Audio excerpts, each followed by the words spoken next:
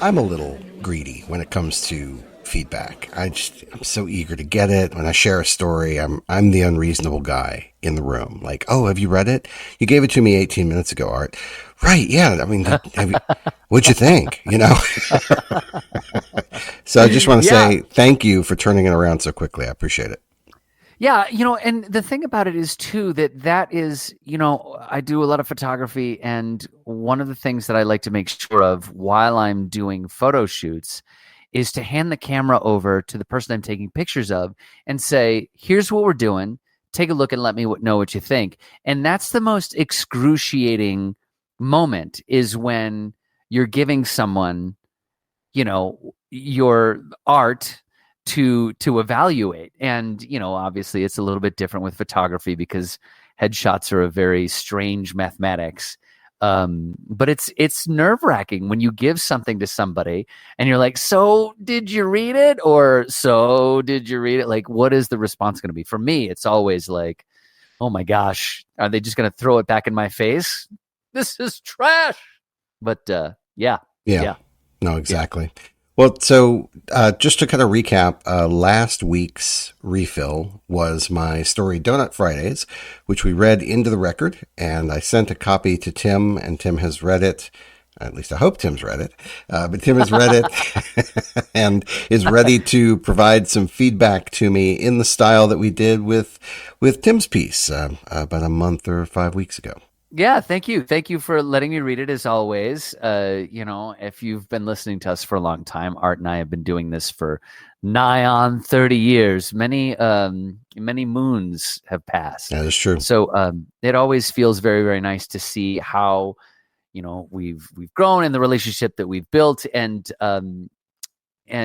it's always nice to get other perspectives as well. You have other readers, correct? I do. I have some friends of mine from a while back. My wife actually read it today. And I think I'm not going to ask her to read stuff anymore unless the subject matter is upbeat. She, she had a very strong emotional reaction to the story. And I felt bad about that. So, I'm going to be a nice, sweet husband and give her happy stories to read in the future. Yes, I mean, this piece, you would consider this to be creative nonfiction or just nonfiction? No, this is fiction. I mean, a lot of this is informed by my life, but this is not autobiographical by Great. any stretch. No, this is fiction. Okay. Oh, that's great. Yeah, that's great. Because, yeah, there have been times, it's happened in the past as well. I've given pieces to a partner or to a close friend, and they sort of look at me with that sort of like arched eyebrow, like, "Is this me?" You're like, Yeah, "No, no, no, it's fiction. It's you, but it's fiction." right. No, Yeah, and that's but worth. this here. I mean, and that's worth exploring as we discuss.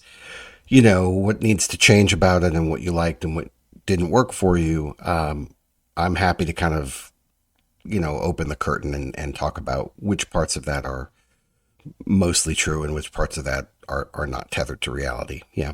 Yeah. And I think, one of the things that I'd like to distinguish here, and I think that we have said this a lot, you just mentioned, the things that need to change in the piece that you'll mention and things like that. And we usually do throw around terms like that with each other, but we don't ever, and I think this is important for people to know when they're giving feedback.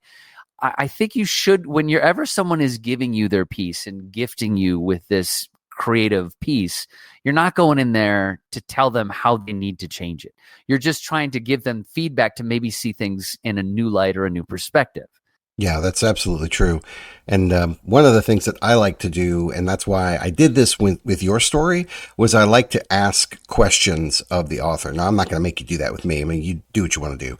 But I really like to ask questions. And I think it's a response to the way that the Iowa workshop method works is that, you, as the author, you hand out copies of your story to all of your peers. You give them a week to read it. They come in and you sit there for an hour and you get flogged. I mean, essentially that's it. The writer cannot speak. They have to just listen to people discuss the story and what they got out of it and what they didn't. And then there's a very brief window right after that is over and before you move on to the next piece, because you typically do 2 stories in an evening. uh, that the author gets a chance to kind of respond. But if you sit there for an hour and have to listen to people incorrectly diagnose your story, and when I say incorrectly, it means I intended this, people got something different, and gosh, if I could just sort of hash out with them, how did you arrive at that? This is what I intended. It's the kind of thing that you might be able to get to after 5 minutes. But I remember frequently having to listen to 30 or 40 minutes of things that really weren't helping because Yeah. I wasn't allowed to speak. And so I think as a response to that, I'm like, well, let's get the intent in the room. Like, I'm smart enough. I read the story. I know what I got out of it. And if your intent is X and what I got out of it is Z, well, then let me tell you that, because there's a disconnect and that's still valuable information. I think it's very important to know what you can do in offering feedback. And if someone's trusted you with that, they trust your opinion on things in the first place. There are lit mags that you can submit to where you'll get a completely objective opinion from someone who has never read your work before. And so that's nice. It's a fresh pair of eyes. Someone that doesn't know you, it might not know, oh, this is a Tim story. It's going to be about X, Y, Z, or 1, 2, 3. So yeah, everybody has their way of giving advice. And I used to be very, very nervous about feedback because I was always afraid that I wasn't smart enough for the person. Like, I wasn't going to be able to help. So a long time ago, I used to work at a coffee shop and they would have cuppings. And I have a horrible, horrible palate. Like, I can't tell you the difference between a cheeseburger from McDonald's and a cheeseburger from Burger King. That's not true. I can, but I'm just trying to use an example. But so when these people who are very, very intense and into coffee, they sort of like, all right, we're having a cupping. Here's a little bit of this varietal. Here's a little bit of this Colombian. Here's a little bit of Guatemalan. Let's taste them and get the notes. Do you feel the cherry on it? Do you feel, it's like tasting wine. I couldn't for the life of me until one of the bosses at the coffee shop said, if you can't try and describe it the way that we usually do, try and find your own way to describe it. And I think that's very important for people who are reading other people's work. Just try and talk about it the way that you would talk about it. Don't be afraid. Don't try and prove anything to the person. You do need to prove to the person that you read the piece. Do read the piece. Right. But anybody who is serious and understands what they're asking from readers of their pieces is looking for them to fix it, to say, hey, here's my piece. Can you fix it so I can send it out? That's called AI, and we hate those people. So I think you just need to know how you like it, where it hits you, where it feels, where you think you felt a little bit squiggly on the piece, and just mention it to them. Again, not trying to fix it, but saying, this is what I got out of it. Does it help you? Yeah, and that's great, a great encapsulation, because the experience I had in school, because we were all writers trying to be better writers, and there was this kind of undercurrent of competition, whether it should have been there or not, it was there. And so some people, may have used their interpersonal conflict as an opportunity to kind of knock people down a peg. Some people may have not cared about the writer's feelings because they didn't have an emotional attachment to them. And so they just sort of said whatever they wanted to say, regardless of whether it would cut deeply or not. And then some people liked the writer and would be too nice. So it was this weird mix of all kinds of stuff that wasn't super helpful. I know that this feedback is going to be authentic. It's going to come from a place of trying to be helpful, and I'm going to accept it. Like, that's the other thing. You can have somebody give great feedback, and if the writer doesn't want to take it, it's really better off to just not give it if the writer's not interested in it. So I am interested in it, and with that, I think we should begin. So where do you want to start, Tim? Sure. Yeah, well, I just had general questions for myself. First off, I always love your writing, and we won't spend too much time doing that all over again about how much we love each other's writing. But it's always nice to read work from you, and I just kind of wanted to know. It's a short piece, and that's great. I love short pieces. You know how much I love them. Where do you feel this piece is? Like, where in the process are you? Are you sort of still with a lot of drafts? Do you feel it's really solid? How do you feel about it? I feel good about it. It's not done, but I think it's close. In fact, I think it's maybe one one more go round where it's more of a refinement revision rather than going in and kind of tossing sections and writing, a bunch of new content. It might be a little short of its goal. I'm thinking maybe it'll come in the 900s rather than where it is right now, which is 825, because I feel like the ending might actually kind of close itself off a little too fast. But I'm really interested in what you think about it. And, I feel like it's pretty solid. By the way, this is only my second full draft of this story. So I did the first draft cold last year, actually, and let it sit for a long time. And then came back to it because it was like an artificial deadline. Tim, I can't remember what it was, but it was like a competition or something. There was some external deadline. And I'm like, oh, I got to get this thing out the door. So I just did it. And I felt really good about that because when I dove into it and I had this attitude of, I got to get this thing done, it really opened up the creative valve and allowed me to do things that I hadn't anticipated. Like in the past, I might have had, I've thought a lot about this story and I'm going to go in and surgically remove its appendix. And then I'm going to do X, Y, and Z. I didn't have any of that. I came into it, just read it cold. And actually I didn't. I downloaded it to my phone and I had my phone read it to me out loud while I was walking the dog. So I listened to it once and I'm like, nice. Ooh, I hear the places where I'm not happy with it. And there were like 3 places where I'm like, nope. And it wasn't just like, oh, that's the wrong word. It was whole, sentences or groups of sentences. I'm like, nope, that's not hitting the right tone. So when I went in, I knew that I was going to kind of remove some of that stuff. But unlike my previous way of approaching rewrites, which would have been to go in, slash and burn to remove everything I knew I didn't want to keep. And then with all of this glittering language that I wanted to preserve somehow, now I have to kind of figure out what story goes around it so I can keep the jewels. That's not what I did this time. This time I started from the beginning, kind of went through, and when I found a place that didn't work, I started to fill in those gaps.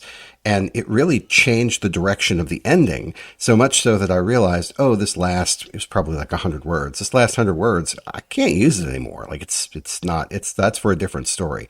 So I just removed it.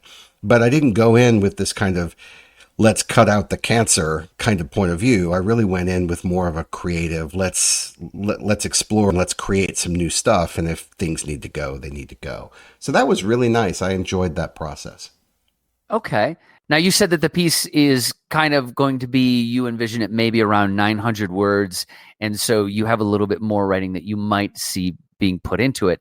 Have you sometimes, for lack of a better term, I try and get into drafts where I'm doing like what I call like a sort of full-on vomit of words, where I'm trying to just free associate within the piece that I'm writing, and then when the impulse takes me in a certain sentence or a certain place here, trying to expand on it. And for me, that's very difficult because I always want to try and be as close as I can to the finish. But the other way of doing that, of just trying to expand as much as I can, and sometimes ends up finding new paths for me to explore within the piece. Do you see yourself doing that, or how do you think you'll get to that larger word count? Yeah. Well, I'm not targeting any particular word count, and I'm a little wary of opening the floodgates fully and and finding new things, because that really could be other stories. My process seems to be, and this is new, that once I find the ending, I want to tell the story that ends there. But I don't come into a story, with a blank page going, I know exactly where this is going to end. So what I end up doing is I just take, I guess, an interesting to me, something that interests me, whether it's a phrase or a character's point of view or something quirky or whatever, and I begin there. And then I keep writing until I write past the ending. And that happened to me in this revision. It was stunning because I hit the last line, kept going. I didn't realize it was the last line. I just kept telling basically the same context over and over again. I'm like, this seems repetitive. And I kind of went back through the text because it ended up being longer, and I cut it down to what it is. So that's kind of how I work, is that once I realize, that's the ending. Okay, well, what do I need to build to that ending? And that's why I think that it might have actually kind of cut itself off a little too soon.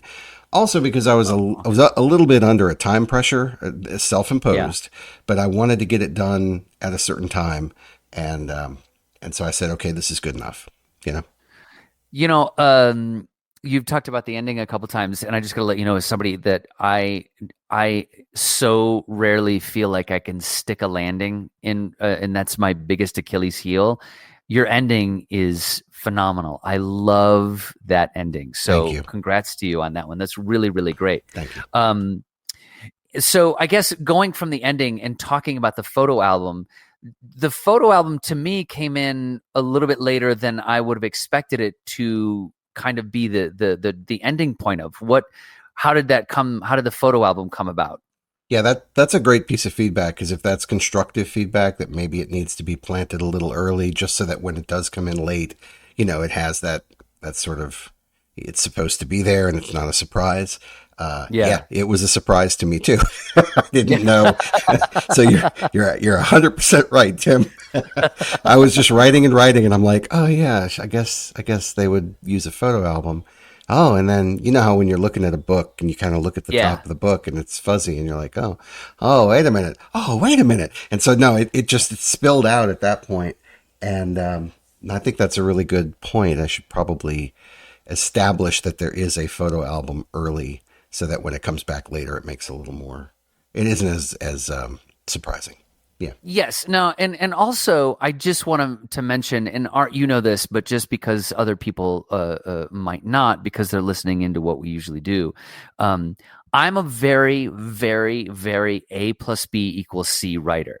So sometimes the advice that I give, such as talking about the photo album, I have read a zillion pieces in all of the lit mags that I absolutely love that don't follow the A plus B equals C pattern and are beautiful pieces. And then I go try to write those pieces like that, and they fall flat on their face. So, that's just something that I clocked as a sort of, I don't know, maybe I could just say sort of a stock writer myself. That's very much like not too crazy experimental. It's not super jarring to me. I just noticed that it seemed to be so important towards the end that the sort of metaphor, the sort of, I don't know, metaphor, using the photo album as a way in towards the end felt like so rich in itself, that I was just sort of wondering what your thought process is in bringing it in towards the end. Yeah, and as you're giving me the feedback, I'm thinking maybe I wouldn't use the photo album, but actually the camera, because it's really the camera that's kind of framing reality for the narrator. And if I establish that they have a camera, that they're inseparable from their camera, essentially, then at the end, when you're looking at sort of the summation of all of those moments, yeah, that makes sense. So I probably wouldn't actually do the album itself. I would do the camera. Yeah. Yeah. And it's very difficult too, because the camera and the photo album, these are conventions that we see a lot. So trying to find a way into that doesn't sound like it's been done is very, very difficult. And I think that what you did here was really, really, really nice. Yeah, and I worry, Tim, just to interject for a second, I worry that if I come into a piece with a concept that I'm going to apply to that piece, I'm going to screw it up. I'm going to be too heavy-handed with it. I'm going to be overt in my symbolism. It's going to be either obvious or it'll be too puzzly. Like, I'm really concerned about that. It's one of the reasons I was excited about this story. The flow state that I was able to get into while I was writing this felt like I was in that world and sort of swimming in that pool, and it was really comfortable. And so now coming back to it when I'm not in the pool and trying to apply logic and discipline to it, I worry that I'm going to break it. So I am a little worried about that. Okay. Yeah. All right. So let me ask another question then, something that I noticed. Tell me about how you got Donut Fridays. How did that title come about, and how do you feel it relates to the piece as a whole? Mainly because I just want to know, because I'm horrible at titling things, and I want to know how you got there. Yeah, well, I don't know if that's the right title. Again, it was kind of an expedience thing. Donut Fridays is a true a moniker from my past. I used to treat the kids to donuts on Fridays when they were in school. And it wasn't every Friday, but we would do it as a special treat. And there was a favorite donut shop, Tasty Donuts, which was right on the way to school from the house. And so we would swing through the drive-thru and they would eat donuts on the way to school. And, just the simplest little treat. It makes their whole week, when they're that little. And that's where it came from. I think the way it shows up in the story is almost inconsequential. And I think that's one of the weaknesses of the story, is that if it's going to be the title and it's going to kind of stick out, it's where we linger the longest in terms of words in the photo album. But I don't think it works hard enough yet. So that's one of the places that I'm really looking at. What does that mean and why is it so important? So that's a place I need to focus. Yeah, I absolutely love the part about Donut Fridays, and I was really, really kind of kicked in the gut with, why did you stop them again? And then that's a beautiful line and a beautiful sentiment, because that line really speaks volumes within itself. Why did you stop them again? It was too long ago. So I absolutely love those two lines about the Donut Fridays. And it felt, for me, that was a really, really wonderful place. So I like the title. The title really drew me in. I guess I do have a bias because I do love donuts, but that was a very strong piece of it that really, really, really, really spoke to me, because, what this piece does that's very, very nice, a lot of times when there are pieces about children and about raising children, there's a lot of sentimentality. And for me personally, reading stuff about that, because I don't have kids, it starts to become a little too like schmaltzy or anything. But I think that you have a very nice balance of having this sort of these memories, and then the memories come through the photo album. But then there's some like real scary shit in there, like with the child falling, and then where that led the narrator to.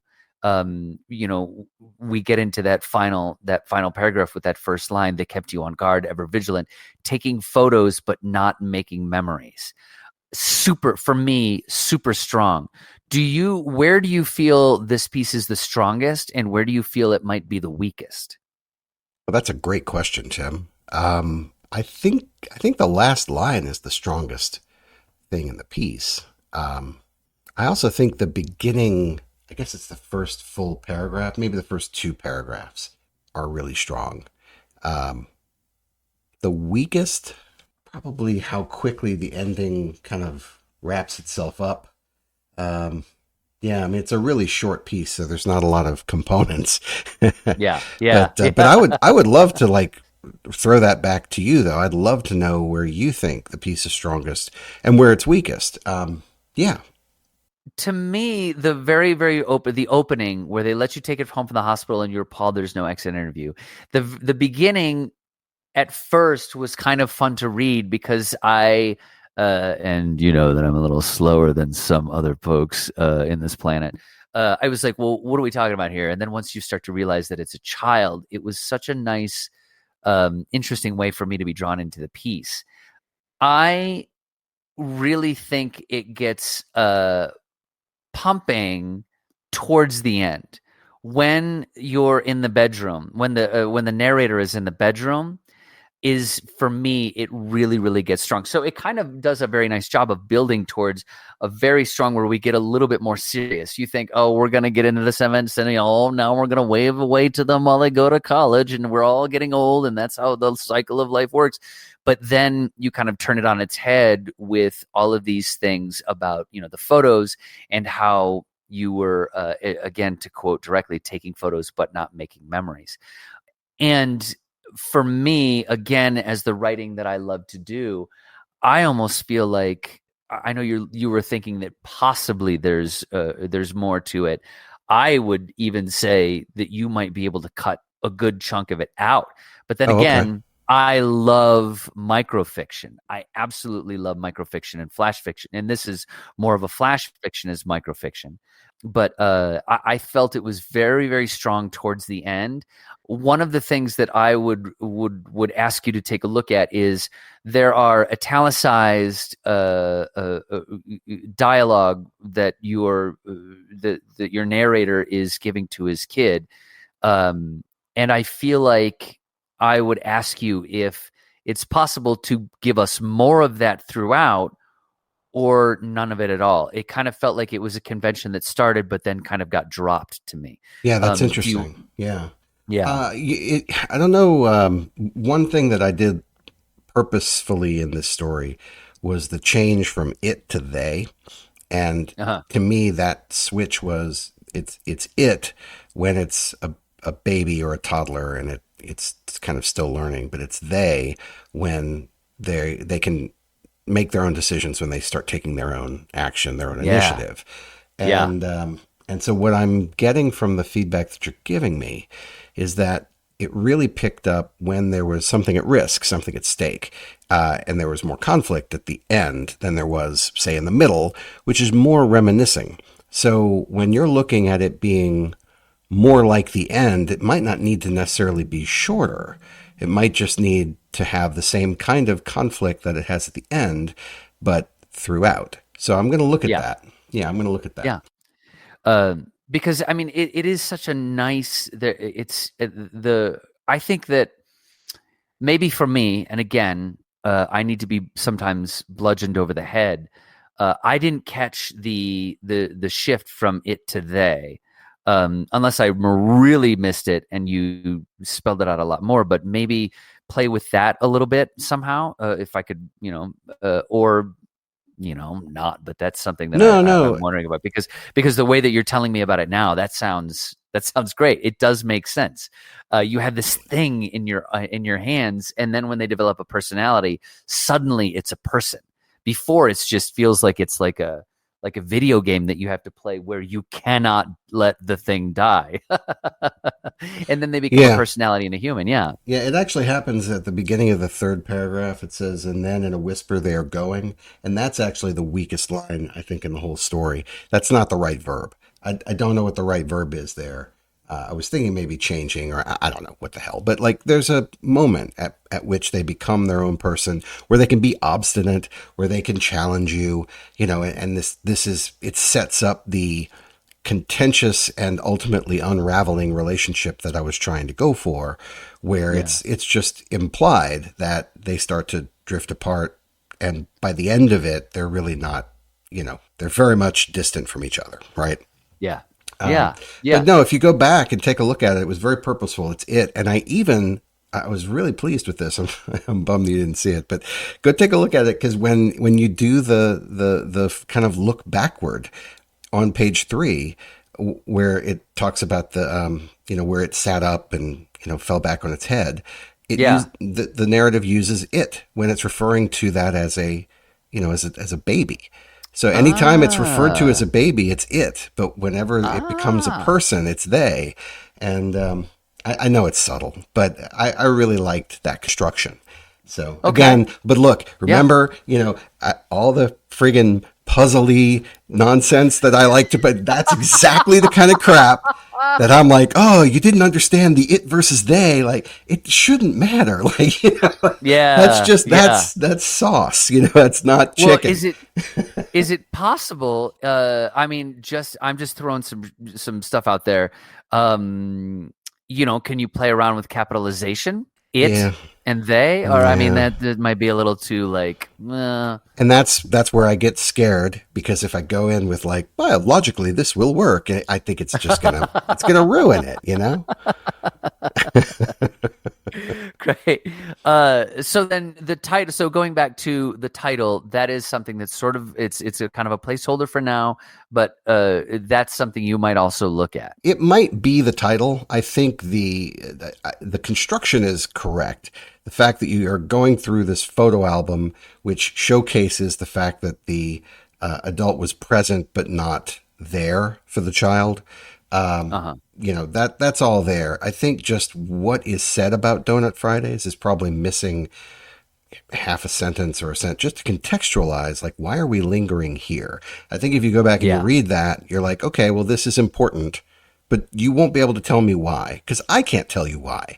Like, it's probably, like, if I'm applying logic to it, that's probably the moment when the child makes its first decision that is counter to the adult. That's when they start Yeah. to transition into they. Yeah. And so if I just include that in whatever phrase is necessary, that's fine. And ideally, it would be a callback to something that had already been mentioned earlier in the story, so that you're like, oh, yeah, that again. So that's the kind of revision that I'm looking at, is like, how do I string these together just so that it kind of all works together? Yeah. Okay. So then I asked you like what you felt was the strongest and the weakest, but where were you as Art the writer? Where were you the happiest writing the piece? Was there a section that you were like, this is me. This is who I want to be. I was probably most dialed in at the end when the part that you said was the strongest. Yeah. That's, yeah.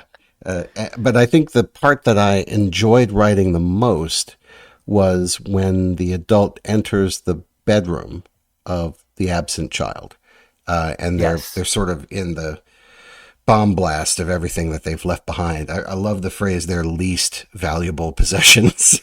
Yeah, exactly. Yeah. Exactly. And it so hits the mark.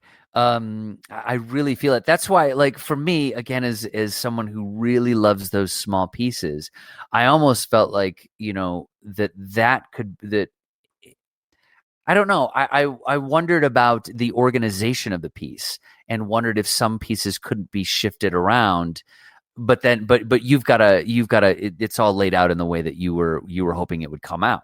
Well, I rearranged some stuff from draft one to draft two. So if you have Yeah. ideas that you'd like me to consider, I'm open to it. I love either. I just love the door to the bedroom is permanently shut to preserve. I love that scene. Unless I'm forgetting something. Yeah, I just did a quick reread of that paragraph. I'm just sort of like, just this idea, and that's something that I feel like there's so much connection to with a lot of folks, because again, sometimes we have a lot of the child rearing pieces that you might read or something about that just feels like whenever there's a parent alone in a bedroom as a convention, the child has passed away, has died, and this is just parenting. This is like something that everybody knows. I remember, I mean, I have to imagine that you're looking at things that your child has that you remember buying for them. So I really felt that was such a strong way to knock someone in the jaw at the beginning. And then but also equally as strong is your first paragraph. So I'm not telling you a thing. That's fair. Yeah, Well, it just feels like there's a textural feel to the first one, yeah. where you're getting this alien being that to me almost feels like its own microfiction piece, and then you have a second piece within there. So I think that I just feel like, the more you revise it, the more I'd really love to see how it all connects together for as the piece. And because I'm also going to know that there's a difference between it and they. Yeah. Well, I challenged myself just now as you were bringing this up to think about, okay, what would happen if the door to their old bedroom paragraph were moved to the very first paragraph in the story? And I kind of thought it through, and I'm like, yeah, that would work. Like, you could literally just slide everything down, put that at the front, it would work. The only transition that would be missing would be, you feel them missing and going to the photo album. So, like, it's the rationale for looking at the photo album because you feel them missing. Yeah. But then I Yeah. thought, all right, well, what if I just remove that paragraph entirely? Would it work without that paragraph? And it does. So it's like, you have a good point. Is that absolutely essential maybe not. It's one of those things that I really like, so that might be one of those darlings that you have to kill. But I really like it, and so I got to really think about is what value is this adding? What context is this bringing? Does this help drive the ending home a little harder? I think it does. I think you need to see them not happy that the child is gone. They have to have some sort of, you know, Right. desire, and I don't know that you get that anywhere else. Yeah. Yeah. So, I mean, this is kind of how, when we were talking about vignettes and flashbacks, this story is filled with those. And vignettes, very often you can rearrange them and get kind of a different tonality or a different emphasis on things. So I will definitely go back and look at this with that in mind, Tim, since you brought it up. Where is there conflict, and is this the right order? And are there things that are extraneous? You know, even though it's so short, could it actually be a little tighter? So thank you for that. Yeah. Yeah, no worries. And now, where would you envision this piece trying to go to? Have you thought about that? Not, or you're just working on this as a piece right now. Yeah. You want it to be the best piece that it is. Exactly. Yeah, I have no idea where it would go. That's a whole different part of my brain, and it's one that I'm eager to turn on, but I kind of feel like I need to have at least 2 or 3 stories in the can before I can switch off the creative part and turn on the analytical kind of research piece, so that I can start looking at where are places that I would like to be published. Let me read a little bit of their stuff to see if I'd be a good fit. You know, let me start lobbing these things over the fence. Because look, I mean, Yeah. you know, on Submittable, they're charging what, $2, $3, $5 per submission. It's not like that's going to break the bank, but I want to be smart about it. What I don't want to do is spend $5, $6 on something that I have no chance to get into because my style of writing does not fit their publication. So Yes. I want to be informed. There's no way to be perfect on this, and I also don't want to be reductive. Like, I don't want to say, oh well, Paris Review will never take this. That might be true, but it's still like a dream journal for me. So I'm probably going to throw it at them whether they like it or not. Yes, You yes. know. And as I've championed many times before, you will be able to find through a site like Chill Subs, a lot of magazines that won't charge you for those submissions. They might charge for a little bit of feedback, but that's obviously as you feel your purse strings. You move your own purse strings and what you feel comfortable with. So I do think that there are so many of them out there. There's so many lit mags. It does feel like every time I take even a week off from looking for lit mags that might accept my work, it feels like you're all the way back down at the bottom of Mount Kilimanjaro. You got a long way to go to do that kind of research. How do you feel your style is coming along in general with this piece? Yeah, if this piece is indicative of my newer style, it is head and shoulders above what I was doing in graduate school. One thing that makes me nervous is that the 2 pieces that I've written most recently are both about children using my experiences as a parent. And I don't want to fall into the trap of only writing about my kids. But let's be honest, I've been a father for 21 years. So it's a big part of who I am and what I've done. So I don't really know what else to write about. So I think just by writing, it's almost like I kind of have to get this out of my system and get through it to other stuff, and then I'll find new things to write about. So, but here's a funny thing. I decided I have a Google Drive, and my writing folder is, completely misorganized. Like, it's terrible because it's a bunch of like data dumps from other computers, and it's just everything I've got dumped into one folder. So I'm like, okay, I really need to reorganize this. So I started trying to reorganize, and I came across a subfolder called journals and other stuff like letters. And I'm like, what the hell is this? So I started reading it, and I stumbled across some correspondence between me and a girl that I had a mad crush on in 1998. This is before I met my wife. And it was right after graduate school. And I remember this very, very vividly, that I tried to really upend my life to really convince this woman to come live with me. It did Yeah. not work. It was an epic failure, but it's a great story. And it requires alcohol and it requires about 35 minutes. So we're going to skip that today. But it's a really, like, it's an epic fail kind of story, Yeah. cringeworthy, look at me through your fingers kind of story. But, Yeah. but so I'm reading this correspondence. I'm like, wow, this is like those Ken Burns documentaries from the Civil War. Dearest Eleanor, like it felt like old. And so I'm reading this, and I'll just give you the short version.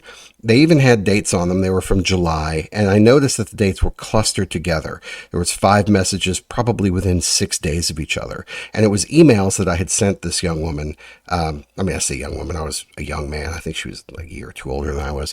But anyway, I had sent this girl these messages, really trying to sort of profess my affection for her, and so she knew exactly how I felt about her, and I was also very direct about trying to get established. I lived in Louisiana at the time. I was trying to get established in Los Angeles, purely to convince her to come out there and live with me. And in my head, over the last 20 years or so, I had convinced myself that I was at fault there. And there were some things I did wrong, but I thought that I had been obtuse or covert, that I had tried to lure her out there. And that's how it had kind of morphed in my head. And here I am reading the actual correspondence that I sent her. And it was plain as day. This is my intention. This is what I want you to do. You haven't written me back in 4 days. And I'm reading it, look, from the outside as a 51-year-old man going, kid, if you've written her for 4 straight days and she hasn't replied by email, like that's the hint. Take the hint, kid, but I was just so dumb or just so, it was a full court press kind of moment in my life. I'm like, I am going to make this happen, hell or high water. And I ended up flying her out, and having this terrible experience a couple months later, and it kind of blew up in my face, and there you go. But like the signs were all there. So I'm reading that going, this is really good. I should just go pull my old letters and like try to cobble this into a story. And that got me into a rabbit hole in my old writing. I'm like, well, let's see how bad I used to be. So I found some stuff from graduate school. This would have been 97, 96. And 98, because that was my thesis. So I start reading my old writing, and goddamn, Tim, it wasn't bad. I'm like, I remember this stuff being really bad. But I'm reading it now as a 51-year-old person who's not emotionally invested in it at all. And it's not good, but it's not bad. And I was really surprised. I was really surprised at how much conflict there was in those stories. Because again, I had sort of told myself this narrative that I repeated over and over, and that became the truth, that my old stories just didn't have any conflict. And I read this thing that was in my thesis, and it's filled, every single scene is polarized forces in opposition, people not getting what they want, trying to get what they want, and they can't get it. I'm like, damn, how did my internal narrative of who I am and what I was and what I want to become, how did that get so wrong? It's almost like when you make a photocopy of a photocopy of a photocopy, and eventually all you end up with is this just messy, ugly version of what you used to have that was nice and pretty. So, I mean, I don't know if I'm even answering your question now, but definitely I think I'm writing better now than I was then. But I also think that using the context or the perspective that I have on what I did then, I can celebrate what I was good at and not feel like I'm reinventing myself, because I'm really just enhancing what I chose not to do 25 years ago. Now I'm choosing to do it, and I'm seeing the benefit of it. Yeah. Yeah. I mean, it's something that we all have to learn, which is to be a little more gentle with our younger selves. But that's great that you feel that your writing has progressed. And this piece is kind of evident of that, where it just feels like it's very strong. So, I mean, do you think that, and it's also interesting that you told me about writing about, drawing from your experience as a parent, and you would have to, maybe you need to get through that. And so I think that that's very, very exciting because it's clear with the 2 pieces, the Donut Fridays here and the other piece that we talked about, which was about a hurricane and some issues with your son there. uh, these are really interesting insights into parenting that I don't think we see a lot of. And so I think that you need to, I mean, dig into it, try it out, see what happens, Yeah. and then, develop that, finding your voice through what you know. I mean, it's the old adage, you're writing what you know. Yeah, I mean, most parenting stories that I've either seen on screen or TV or have read are about, well, parenting's hard, but kids are great. And, Yeah. you look at them with that wistful, oh, shucks, I'm so glad I had them. And that's your story. And I can't tell you how many, I mean, there were whole seasons of that show, Parenthood, which was a very good show that were basically just that. Like, parenting is so hard, but oh, the kids are wonderful. And roll credits. And I'm like, all right, well, I mean, can we do more? And I don't know. That was a really good show. So maybe we can. But I would, all I know is that I'm writing the kinds of stuff that I wouldn't necessarily read. And it's really strange because I'm like, I'm interested in writing things that I would not pick up off the shelf. So why? Yeah. So I'm allowing myself to write them. And if I do them in my style, then they become something that I want to see. And that makes them, I think, I mean, at least to me, this sounds so pompous and stupid. No, no. But it's different enough from what I expect it to be that I'm like, okay, this is a common topic that is coming at it from a different angle. Cool, let's see where this goes. And look, not everything I write makes it to you, Tim. Like, there's plenty of stuff that just stays on the hard drive. But, the stuff that hits, I want to show it to you. Yeah, and I think that there's also another perspective to take from that, perhaps, where you were like, but if I write these things in my style, well, it's also, I think, helping you to define what your style is, because I know that you as a writer are open to that. That's why we're talking about this piece, which is not something that I traditionally expect from you. And so it's kind of, it works in tandem. Let me try writing about this topic in the style that I like, might lead to you finding, fine tuning your style. So I think it's very exciting. Thank you. I mean, I was surprised that you had brought up one of the lines in the story as something that you really liked, that kind of had a resonance for you. And to me, it was a line that I was disappointed in. And it was, that kept you on guard, ever vigilant, taking photos, but not making memories. And when I initially wrote that, I'm like, yay. And then every time because I've read it back a few times, I'm like, durr. Yeah. And then that was one of the first things you're like, that's good. I'm like, oh, okay. Well, maybe I don't know what's good anymore. Well, I mean, I wouldn't say, maybe not that as being like good, but I mean, for me personally, that resonates because I love the idea that you have less so, well, maybe less so with today's digital age, with the amount of pictures you can take. You might have 5 pictures, physical pictures taken with a film camera from, let's say, 1986. And so it's almost as if you only have those 5 memories because everything else sort of starts to fade away. So you're taking these photos. That's what I get worried about these days. And what every single artist that goes up on stage is like, you're here with me now. Put your cell phones down, stop taking photos, and start making memories. We're here in this room together. So for me, I'm just obsessed with that right now. And that's why that really, really, really stuck out to me, because yes, we take photos to try and preserve, but that takes us out of the moment. Yeah, I've experienced that. My son would do concerts through School of Rock. He plays keyboard and whatnot, and so when he's done that, he has a concert at the end of the year with the band, and it's super fun. And I want to record that for posterity, so I do. And the sad part about it is that I'm watching his performance for the most part through my phone. Because I'm watching the screen to make sure that it's framed up correctly, and that was kind of what I was toying with here. It's like, there's this layer of distance between us because I'm trying to preserve this, but I'm not enjoying it as much as I could.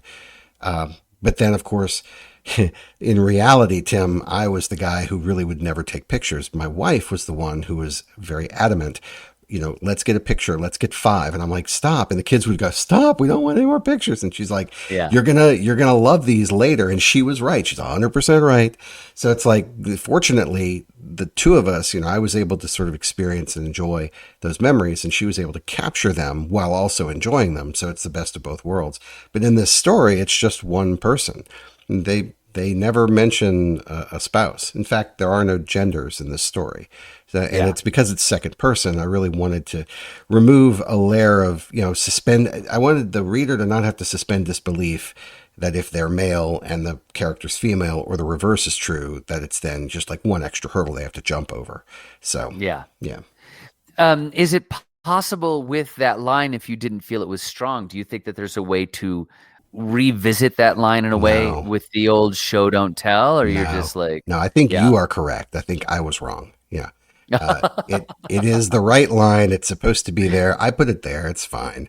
No, Yeah. my problem, Tim, well documented problem, is I tend to overwrite if I think too hard about it, and I like big words, and I like long sentences, and I like finely wrought language.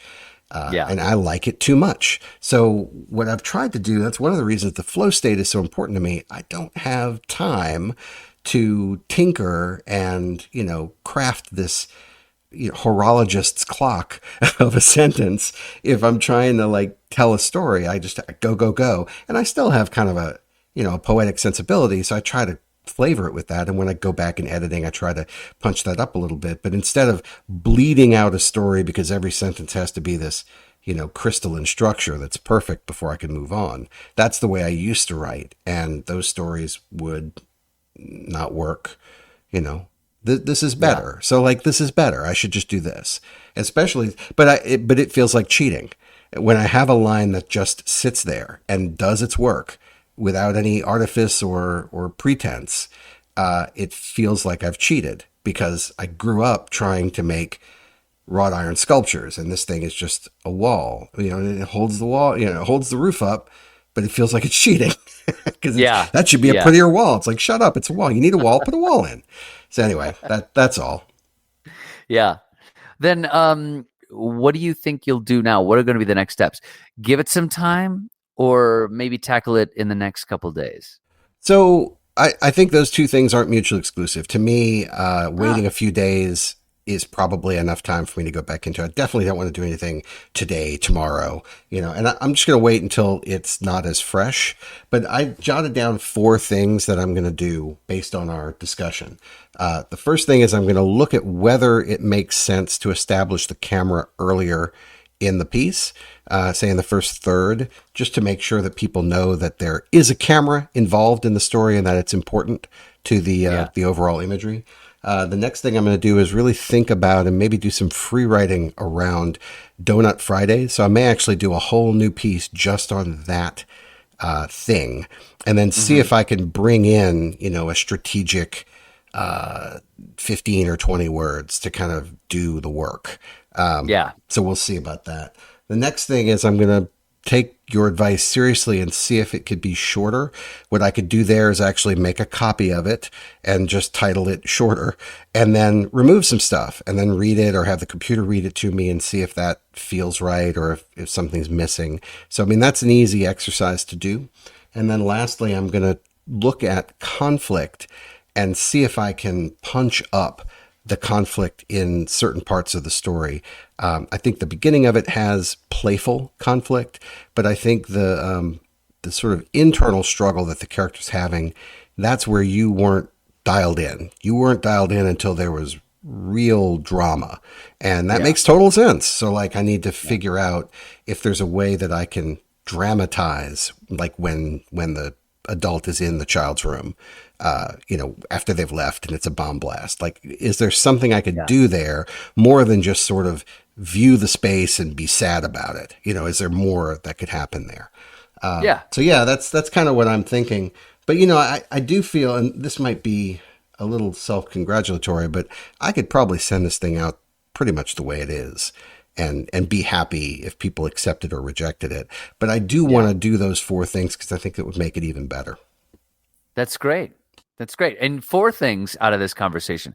I didn't even know if I'd come up with something that gave you one note. Well, no, and I appreciate your feedback, because what I'm looking for when you read a story, and really what I think anyone should be looking for when anyone takes the time to read your work, is whatever they find interesting is the interesting part of the story. And whatever they find problematic is the part of the story that might not be working hard enough. So just don't fight with a reviewer or a reader. Just say thank you. So I'm going to thank you, Tim. So say thank you and just take the feedback. We've said that over and over again in all of the times that we've brought this up, but it's absolutely true. Their opinion is their opinion, and it is unassailable. Even if you think, well, they're idiots because they didn't notice X, Y, and Z. Don't say that out loud, but it is their opinion. And that's why you need a wide, diverse readership, because if you get it to 5, 7, 9 people, and most of them are saying the same thing, it's probable that story has an issue that you need to, to address.